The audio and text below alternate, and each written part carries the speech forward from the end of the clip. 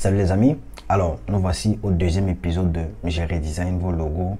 Alors, je m'attendais vraiment pas à recevoir cette quantité de logos que j'ai reçu de vous. Ça montre à quel point vous êtes vraiment passionné, vous êtes cette créativité là, parce que j'ai eu à checker certains logos et j'étais vraiment ébloui, on va dire ça comme ça. Surtout dans le groupe Telegram, parce que l'interactivité là-bas, c'est quand même du wow. Là-bas, on parle de tout ce qui concerne le design. Il y a un challenge qui se fait chaque semaine. D'ailleurs, cette semaine-ci, il y a un challenge qui est lancé. Et à la fin du challenge, les 3 premiers auront un redesign complet et une critique constructive dans mes vidéos. Si tu n'as pas encore intégré la communauté, n'hésite pas d'aller dans la barre de description. Cliquez juste sur le lien, on t'attend. Alors, le premier logo est le logo de Eric Manga. Ouais, il a vraiment travaillé et il a agencé les couleurs. Si on supprime, c'est artboard, sinon on va supprimer ça, ça ne nous sert à rien. On va venir là, sur la description, je me dis que c'est la description.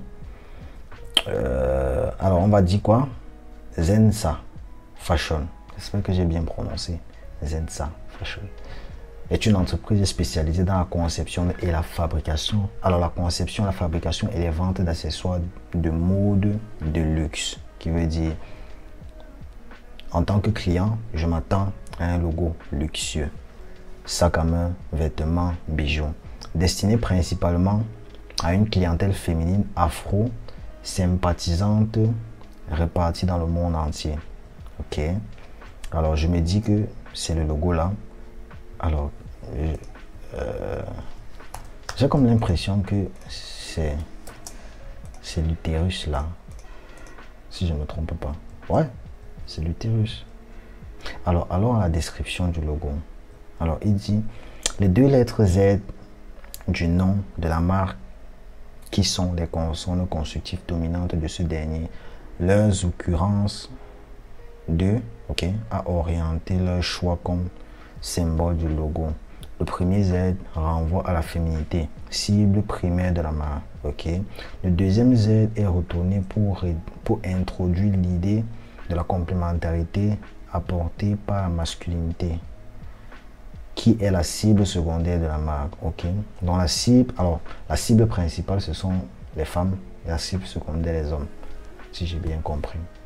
La forme générale du logo lui-même renvoie à une utérus féminin. Ok. Cet organe aborde ces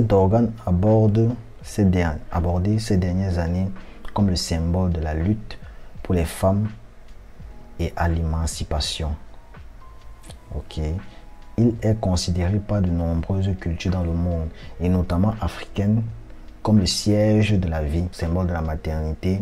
Il est intégré au logo pour signifier l'abondance, la générosité. Mais ces nombreux changements et transformations permanentes reflètent également une lutte profonde entre tradition et modernité.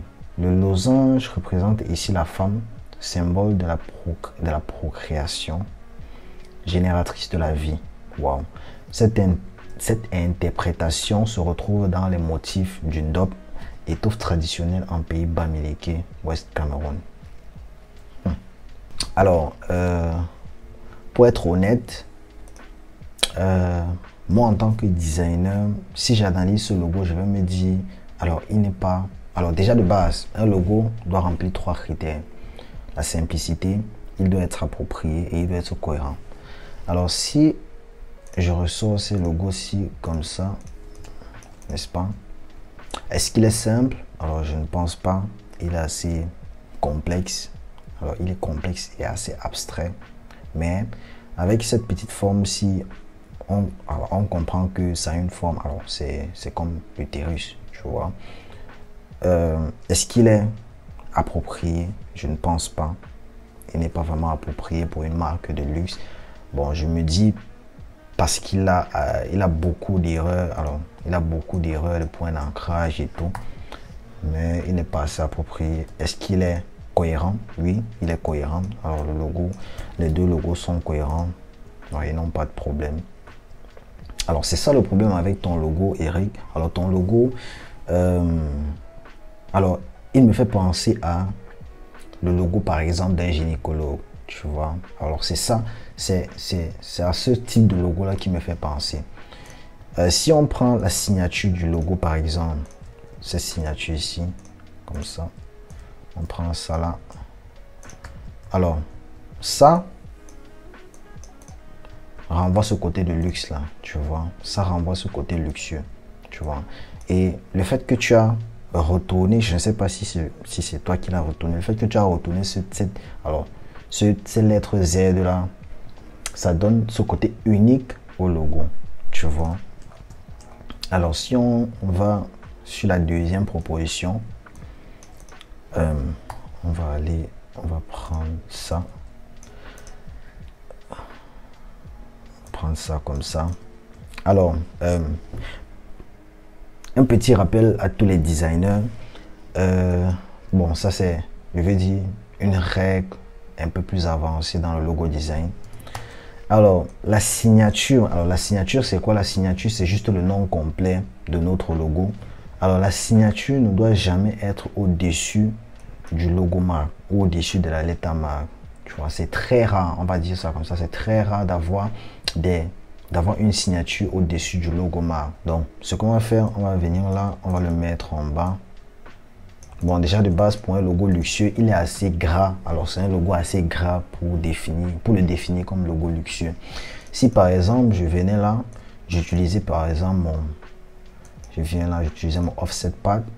J'ai fait une vidéo là-dessus. Si vous ne l'avez pas encore vu, n'hésitez pas de cliquer là.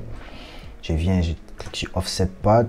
Je peux juste diminuer comme ça pour qu'il soit plus fin. Alors, plus fin. On va le supprimer là comme ça. Et puis on va jouer par exemple avec les points d'ancrage. On va le mettre là comme. Qu'est-ce qui se passe? On va copier. On va couper comme ça. On va jouer là avec les points d'ancrage pour qu'il ait cet aspect de luxe là. Bon, un peu luxueux, on va dire. On va le mettre là comme ça. On va faire de même là avec ce logo comme ça. On peut partir là comme ça. Comme ça. Et puis on vient avec notre nom. On le place là. Là c'est juste un exemple, mais je ne suis pas assez convaincu sur ça.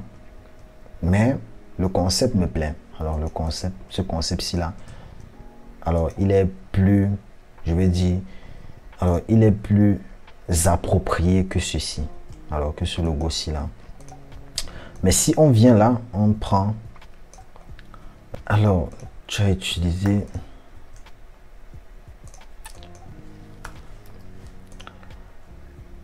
on va venir là, on va agrandir notre texte. N'est-ce pas? On va écrire Zenza. Ok. Zenza Fashion. Wow.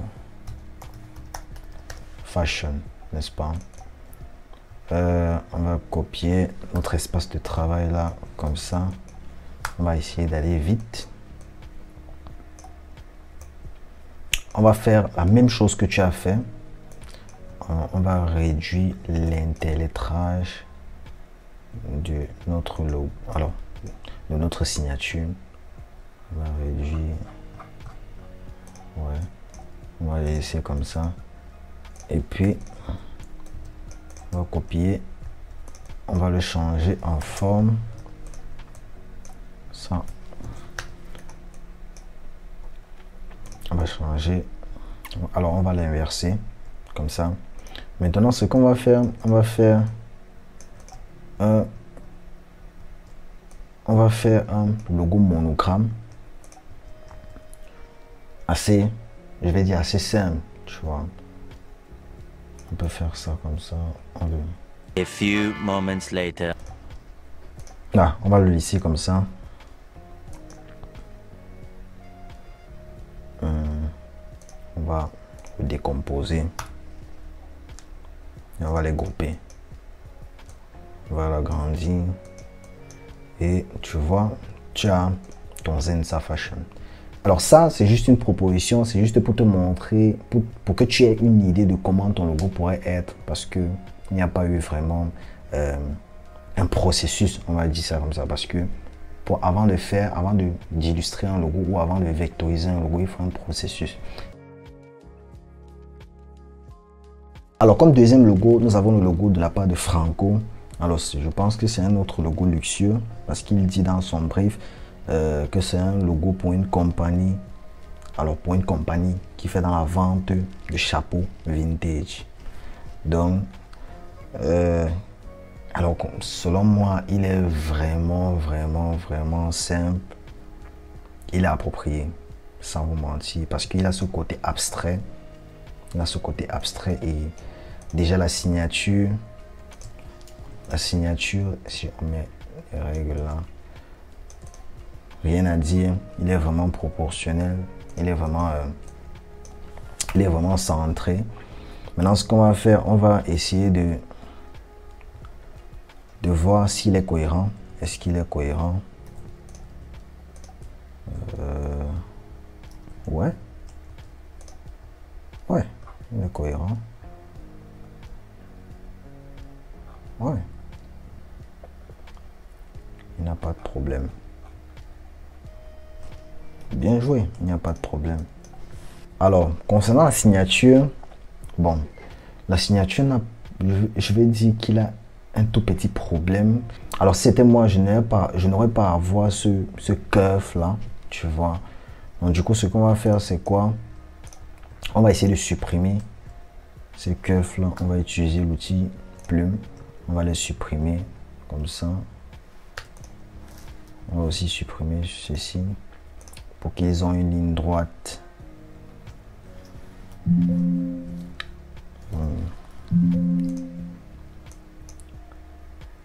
Elles doivent avoir une ligne droite comme ça.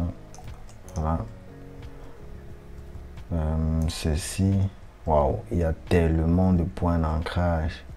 Tellement de points d'ancrage. Alors ça, c'est un gros problème avec les points d'ancrage, tu vois. Il y a tellement de points d'ancrage. Alors si tu veux travailler avec les grilles, ça sera difficile. Ou bien si tu veux présenter ton logo, ou bien la signature de ton logo à ton client avec les grilles, ça sera difficile. Ça sera franchement difficile parce que il y a tellement de points d'ancrage, comme par exemple là, les points d'ancrage qui ne servent à rien. Ici, ça les points d'ancrage, par exemple là, qui ne servent à rien. Sans vous mentir, ça ne sert vraiment à rien. Regarde là, waouh, il y a beaucoup de points d'ancrage. Alors, un petit tuto que je pourrais faire, par exemple, si je veux supprimer ces points d'ancrage là, je viens là, je crée un espace de travail comme ça. Alors, si je veux supprimer ces points d'ancrage, j'agrandis mon R, tu vois. Et puis, je viens là, je peux supprimer ça, n'est-ce pas? Je supprime ça, je supprime ça. J'ai pas vraiment besoin de ça. Ok. Alors, si je veux arranger là mon R, je n'ai qu'à venir là. Tu vois. Je viens là. Voilà. Je fais en sorte qu'il soit sur la même ligne, n'est-ce pas?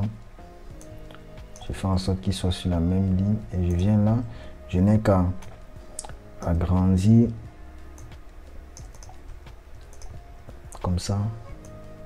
Je n'ai qu'à les agrandir comme ça, tu vois. Alors là, mon R a moins de points d'ancrage. Avec ça, tu peux facilement travailler. Alors, je vais supprimer tous les points d'ancrage. On se retrouve dans quelques instants. Alors, voici le résultat final. Alors, vous pouvez voir cette différence-là entre l'avant qui est juste là et l'après. Alors, vous allez vous rendre compte que j'ai utilisé moins de points d'ancrage. Par exemple, on prend l'exemple sur le S. Alors, j'ai pas eu avoir besoin d'utiliser beaucoup de points d'ancrage pour former mon S. Alors, j'ai beaucoup réduit les points d'ancrage comparé au logo d'avant. Alors, vous pouvez vous rendre vraiment compte qu'il a tellement de points d'ancrage et il sera vraiment difficile pour vous, comme j'ai dit, de pouvoir présenter, de pouvoir présenter la signature du logo à votre client. C'est très important. Je pense que je peux faire une vidéo sur les points d'ancrage et sur l'outil plume. Alors, si vous êtes intéressé, N'hésitez pas de me le dire en commentaire. Alors, comme je l'ai dit tantôt, nous avons là notre logo final. On part tout de suite au troisième logo. Alors, notre troisième logo est le logo de Mamadou. Bon, il n'a pas mis de description. Bon, on va essayer juste de redesigner comme ça. Alors, selon moi, le logo est assez complexe. Complexe pourquoi? Alors, je ne vois pas trop l'utilité d'avoir ces trois cercles-là. Alors, je me dis qu'il a juste voulu montrer les trois couleurs. Alors, les trois couleurs, la couleur principale, couleur secondaire, couleur tertiaire du logo. Je me dis. Et le logo n'est pas assez. Alors, si on prend des règles là, le logo n'est pas assez cohérent entre elles. Comme par exemple là. Il y a cette manque de cohérence là. Alors, si on met ça en noir. Alors, il y a cette manque de cohérence là. Vous voyez. Il déborde un peu. Bon. Mais selon moi, il est assez... Alors, comme couleur, l'agencement des couleurs, j'aime bien. Mais est-ce qu'on pourrait le rendre plus simple? Qu'est-ce qu'on pourrait faire? On va juste utiliser les grilles. D'ailleurs, je prépare une masterclass pour cela. On va venir là, on va créer nos grilles tout simplement. On va venir sur View, Snap to Grids. Et on va créer un rectangle là, comme ça. N'est-ce pas? On va le mettre en noir. N'est-ce pas? On va le réduire. Alors, on va faire la même chose que le logo de Mamadou, mais un peu plus simple. On va venir là. On va le mettre là. N'est-ce pas? Et puis, on va créer un autre rectangle, ou bien on peut copier ce rectangle ici, là. On le met à sa place. Voilà. Et puis, on vient là. On l'allonge comme ça. On fait la même chose là. N'est-ce pas? Si je copie là, je viens là et que je le mets là. Si je le mets là et que je le mets là, ça va pas donner. Je préfère le mettre là comme ça, le mettre là comme ça, n'est-ce pas? On va essayer de bouger d'un pas et de même là. On va mettre ok. Si on bouge là comme ça, ok. On vient là, on duplique, on le bouge, on le met plus en bas et puis on va... Ce qu'on va faire, c'est quoi? On va utiliser l'offset path. On va venir là. On va augmenter l'épaisseur. On va cliquer sur Preview. On va augmenter l'épaisseur. Comme ça. On va supprimer toutes les parties qui ne servent à rien. On va supprimer ça. On supprime, supprime, supprime. On supprime. On supprime comme ça. On supprime. Et vous pouvez vous rendre compte que vous avez exactement le logo de Massakep. Massakep. Mais en plus simple et aussi plus, je vais dire, plus cohérent. Parce que il est cohérent en tant que logo géométrique. Il est cohérent. Il est sur la même ligne. Ils sont sur les mêmes lignes. Ils n'ont pas de problème. Voilà. Et si on va faire là, on va venir là, on va juste créer un seul cercle au lieu de 3. On va supprimer le Snap to Grids. On va créer un seul cercle comme ça. On va augmenter son épaisseur. Une signature Massakep service. Ok. Voilà, on l'agrandit. On va chercher une signature qui est assez gras, une signature qui est assez cohérent avec, avec notre logo aussi. Ouais, cette signature-là peut passer. Bon, même comme il n'est pas gras, on peut trouver. Ouais. Extra gras. On réduit comme ça. Comme ça. Je me dis que le nom est assez long. Il est assez long. Alors si on prend quelque chose de plus vertical,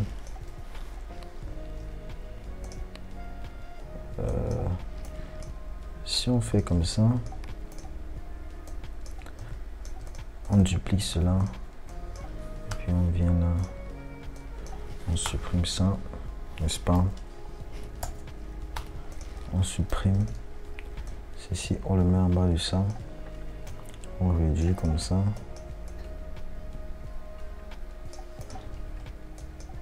Qu'est-ce que ça peut donner? Bon, c'est juste une conception, hein? C'est juste une idée. Ouais, ça passe. Bon, si on change de caractère, ou bien on le met peut-être en Angular. Qu'est-ce que ça peut donner? Oh, il y a une erreur là.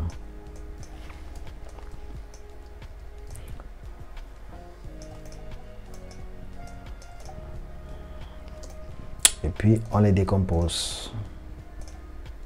On décompose, on les groupe, on les met au milieu.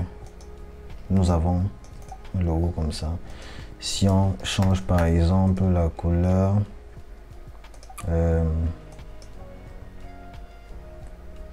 on va prendre toute la couleur. On va essayer de prendre toute la couleur. Ouais. Très simple. Alors, très simple. Donc voilà, c'était tout pour le redesign d'aujourd'hui. J'espère que cela vous a plu, surtout ceux qui m'ont envoyé leur logo. J'espère que vous avez apprécié. Je vous enverrai les logos finaux ou les conceptions finales que j'ai fait dans le groupe Telegram. Si vous avez aimé la vidéo, n'hésitez pas de liker, commenter, partager. Abonnez-vous et activez la cloche de notification pour ne rater aucune de mes prochaines vidéos. On se dit à la prochaine pour une nouvelle vidéo. C'était Alex.